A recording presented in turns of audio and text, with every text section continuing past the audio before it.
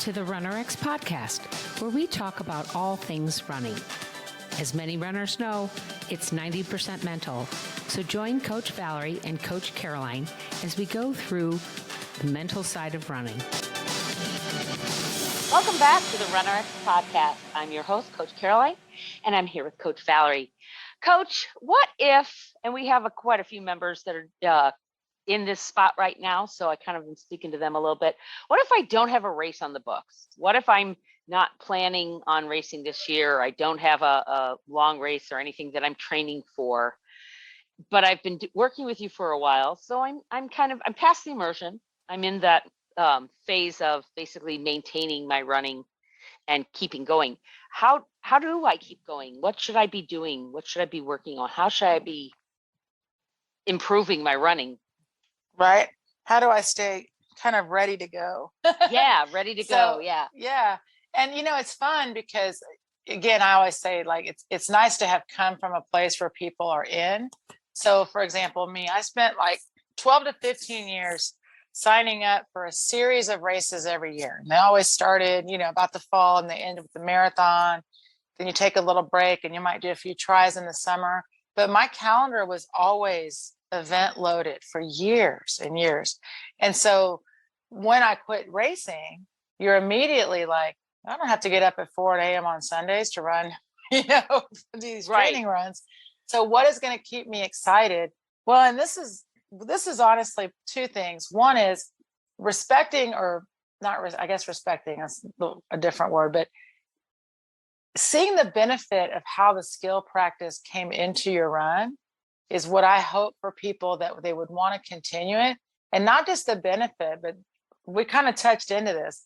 Part of what we do with RunRX is introduce you to how to put skills in your training, and especially like elasticity stuff, falling drills, things you've never heard of and you're not going to find in just like general training. So you've got to keep it all the time, whether you're racing or not. And so we try to like make it fun and make it, and when you can see how it works into your running, then in my mind, I'm like, even if I'm not training for anything, I'm always training to be better at running. Right. And so what I like to think about is, if I don't have a race that I'm actually going for, I'm not maybe going, so I'm not having to worry about something specific out there. Maybe I'm racing in a different state, that has where I have to deal with, maybe I'm in Texas and I have to go to Colorado, so I have to deal with the altitude or something like that, where I don't have a specific goal in mind. I feel like this is your time to kind of have fun. This is your time to kind of experiment with, like we were talking about in the last podcast about skipping and hopping and jumping and finding joy and really playing with that fall and trying to get back that youth, that exuberance that children have when they just go out and play, or I'm watching my dogs right now who get the zoomies and they just go nuts for a little bit, and then they breathe heavy and they stop and then they crash and take a nap. Right. So like trying to find that joy of, I don't have a purpose per se. Like, I'm not going for a time goal, but I'm at the track. I've got the time. How can I play with my speed? How can I play with my drills? I love I've been trying to find more of some of the drills you've done that I think are really unique, like hopscotch. When was the last time you hopscotched, right? Doing skipping and jumping rope, and how those types of drills are super effective for your running, but we don't think about doing them when you're well. And it's, by the way, it's funny, I'm going to interject real quick, because we do this, because in the membership we do the Zooms. So the fun part is I get to actually watch you do the movement, right? And so usually, we have always a small group, but dedicated. So I do that in the Zooms. I will throw in some drills, especially if I recognize everyone's past, week 1 or 2. And the idea is for me to see kind of where you are, not even just in your practice, but in your mindset. Because if people are just even willing to try it, it's kind of like dancing, I don't want to be I don't know. People are nervous about dancing. Yeah. So some of the drills are a little bit hoppy or a little bit silly. Well, since you're at home, usually most people are inside their house or right out in their patio. they're willing to be silly. And what's so fun for me is once they actually let themselves just try, even if it's not right, quit trying to be right all the time. And then when we go back to the running drill, they are actually so much better. And I'm telling you guys, like, it's hard to convey that in maybe how we're talking, because you're thinking, because people will be like, oh, jump rope is so good for runners. Yes, it is. But when's the last time you actually jump rope? And the reality is I jump rope a lot. You can't jump rope for an hour. Right. Right. So we're more like, let us help you find that same elasticity. That's the benefit of using the jump rope, but also learn how to use it for your running and everything else as well. Well, and I love how you brought up that mental block that we all have when suddenly, okay, I thought I was going to come on the Zoom and you were going to watch me do my post, fall, and pull, and now you want me to do a hopscotch, right? Or that kind of thing. So let's talk about that for a second. How we kind of block ourselves. We immediately get self-conscious, don't we? We immediately think I'm going to look silly, but especially on the Zoom.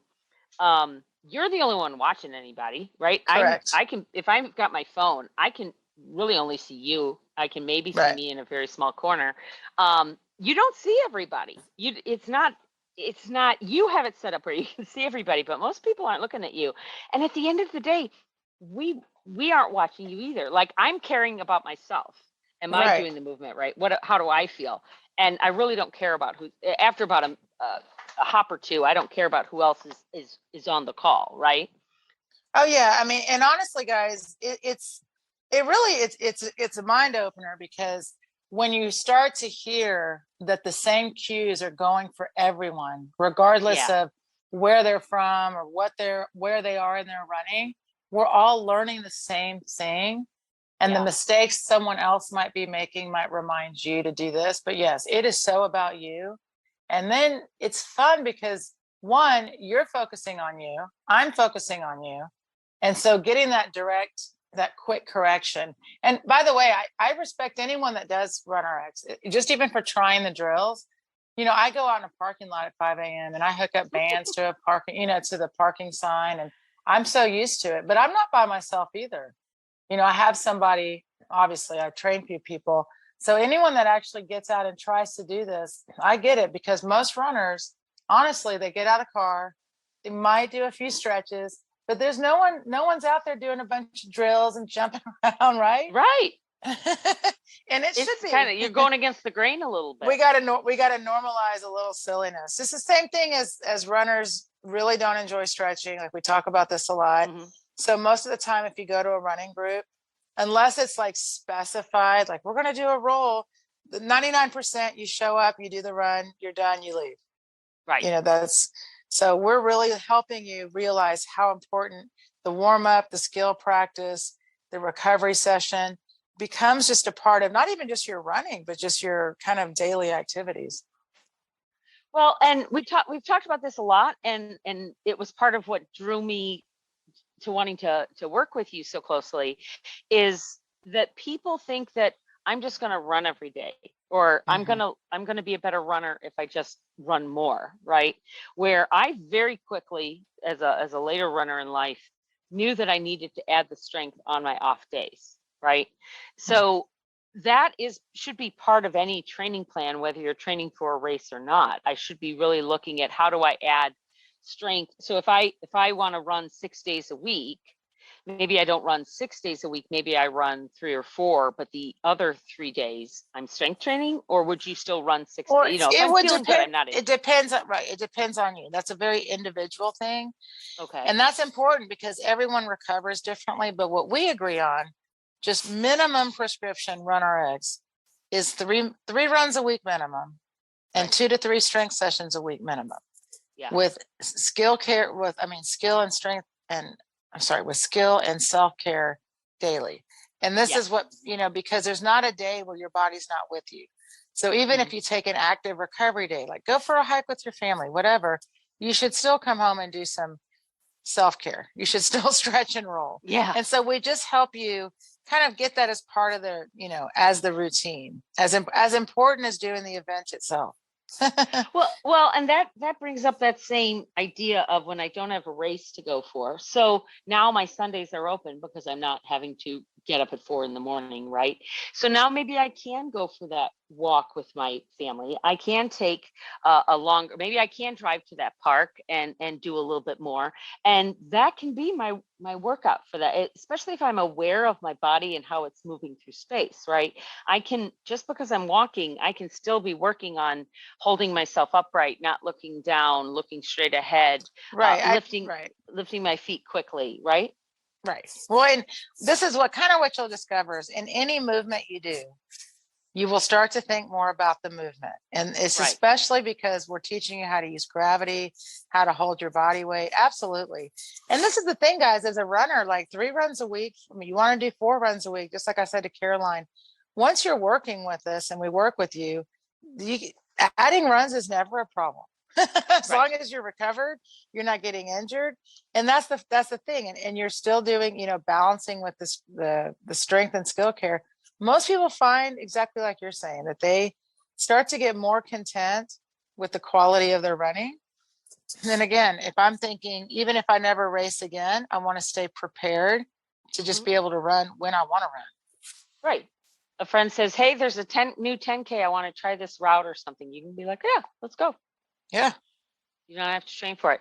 Okay, that was a great discussion, guys. So if you have any questions for us, if there's something that you're struggling with the RunRX method, with getting back into training, with how you feel about your running, how you feel about your training, give us a shout at support@runrx.fit and send us your question.